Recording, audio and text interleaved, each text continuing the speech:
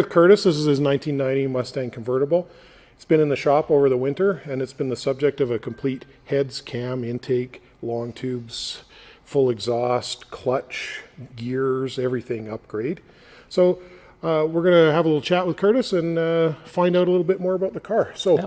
Thanks, Matthew. Thanks for doing this, Curtis. Oh, thank you very much. How long have you had the car? I've had it for about 22 years. Wow. Yep. Wow. And was it a one-owner car when you got it? No, it was a second owner that I purchased it from. That purchased it from his boss. Okay. Now I know we had discussed a little bit about your early days with the car, but did I understand right? You had taken an early trip with your wife to Las Vegas in the car? Yeah, we purchased it, and actually I purchased it not driving it actually. It was right near the winter season, so I looked at it. It was winter. I purchased it, flatbedded it back home, and then in the spring, wife and I did a tour down to Vegas, a nice road trip. Yeah, that was the start of it. And did you take the big highway, or did you go down the Highway 93 route?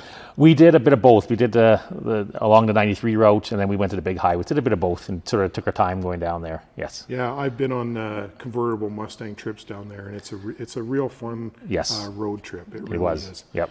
Okay, so in the meantime, have you been driving it regularly, or has it been stashed? I only drive it during the summertime, so I've never driven it during the winter. Ever since the day I owned it, it's always been, bring it out, depends on the weather, end of March-ish. Garaged all the time, Garaged all the time, 100% of the time. And they don't even take it out when it's, when I know it's going to rain and stuff, I'm like, nope, it doesn't go out. So it's been, babied. Okay, and then do you drive it fairly regularly in the summer, or just Saturdays? I try to do it regularly, but it depends how busy I am. Earlier years, like, in the first 10 years, I did it more regularly to work. Mm-hmm. In the last, with kids, sometimes years I look and I had like 600 kilometers on it, or I think some years I had 300 in a whole season. So depended. So when I first met you and saw the car, it was virgin. Yes. In fact, it was so stock that I made it the subject of a video entitled What You Should Know Before Buying a Stock Fox Body. Yeah. It was a great example of a stock car. So after all this time, what made you decide to go and do a full tilt boogie upgrade on it? Well, it was on my mind for a while to do an upgrade. And I knew it needed a little TLC on the engine area, and I was debating on I want to have fun with it. You're at the age, a little bit of money to spend on some toys. So I was like, yeah, this is the time to do it. Make sure, and I wanted to have a little more, oomph to it. And I really didn't want to go away from, I had no interest really in doing a Coyote engine or anything. I wanted to keep it more in the era of this car.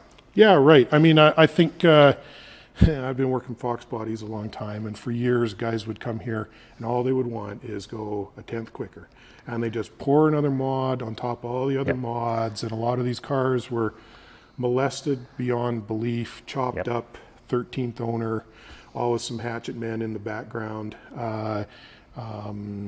But these days I've started to see a lot more of these cars where someone has pulled a beautiful example out of some old lady's garage, or guys like you who've owned the car and protected it for a long time, that then want to kind of relive those youthful days. And they're, instead of building it as a drag car, they're building it as a cruiser. And over the years, these convertibles have been out of fashion in the Fox body world because you couldn't race them unless you put a bar in. Nobody really wants to put a bar in a convertible. And I mean, there's classic examples like Racing Jason got killed in a fast Fox convertible years ago.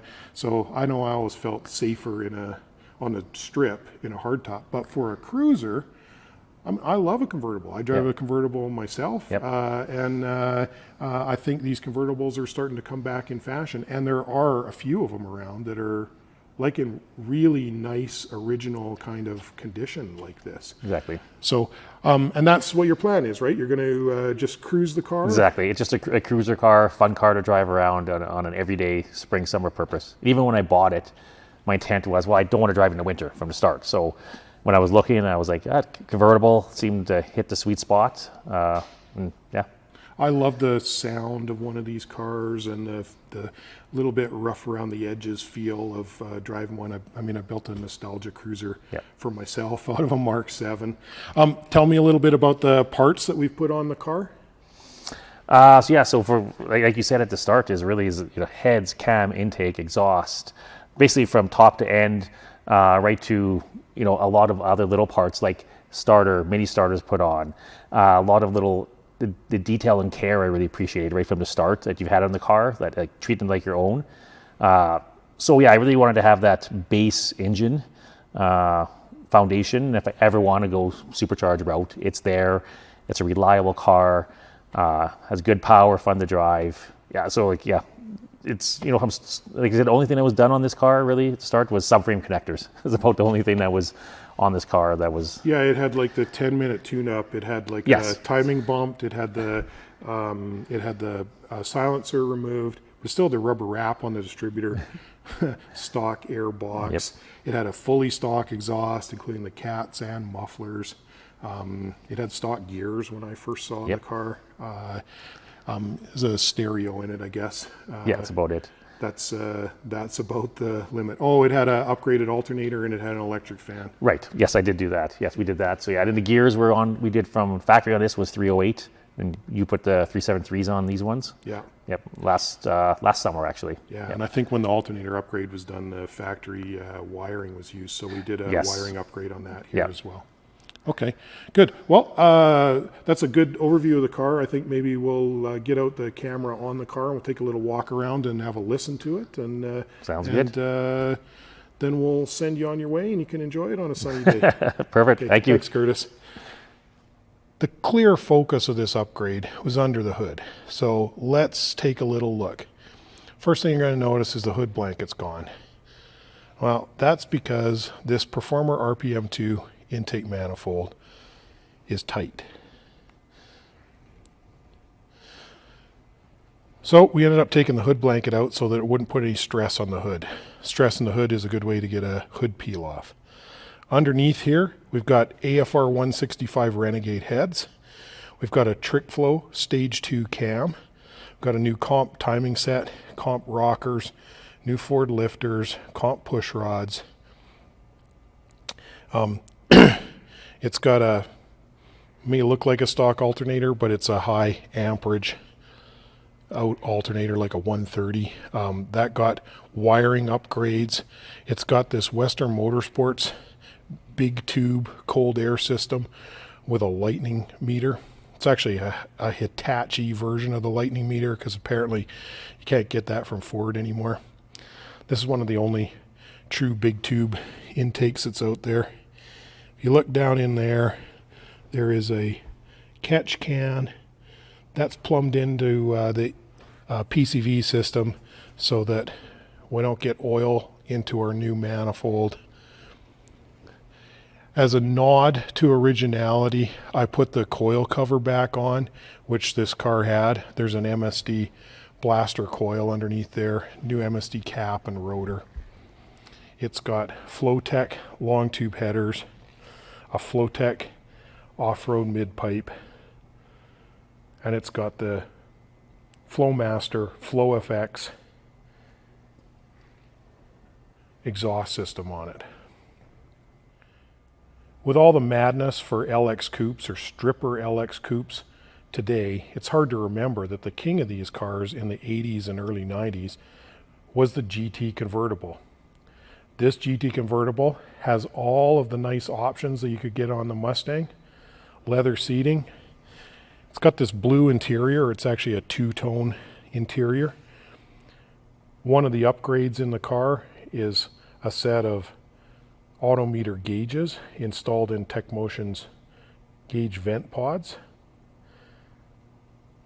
It's got air conditioning, of course, but power windows and locks, but no tilt steering. In these days, you could only get tilt with the airbag wheel in the Lincoln Mark 7. Another thing I'll show you here is a 1990. It is a 25 years badged car. And another little thing you'll notice that tells you it's a 1990 is it has the center console delete.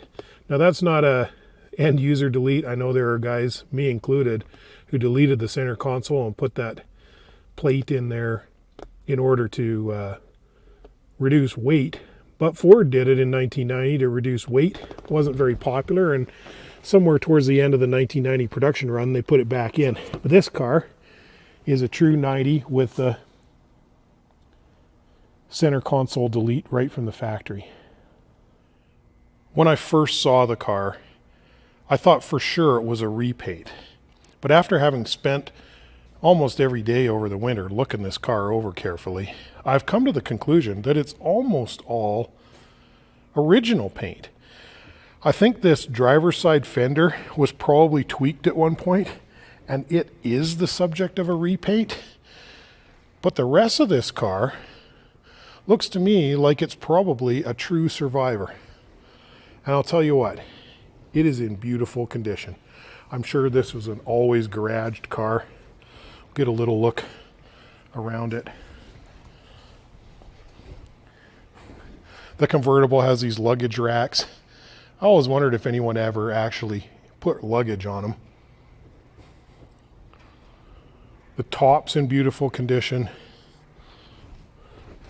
There are a few little blemishes on the body. A couple door dings. I think there's like one hail ding or something on the hood here. But really,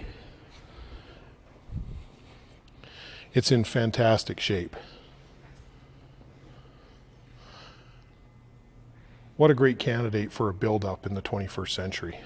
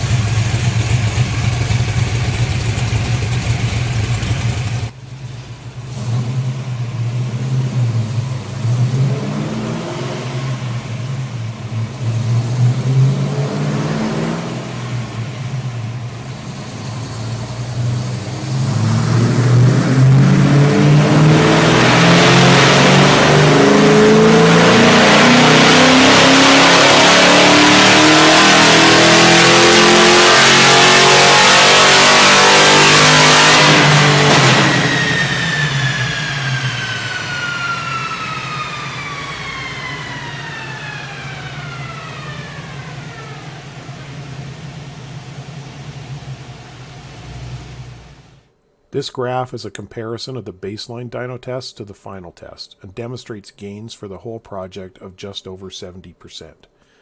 The baseline test was with the car in mostly stock condition. However, it had a 10-minute tune-up and electric fan, which usually help these cars a little bit in terms of power. So gains over a truly stock car are probably slightly better. Using a typical conversion to flywheel horsepower for this dyno, I estimate flywheel power at 378. If you assume that the car was exactly as Ford rated it and multiply by the project gain percentage, you would estimate flywheel horsepower at 383. Hey, thanks for watching. Don't forget to like, subscribe, comment, hit that notification bell so that you won't miss out on future videos.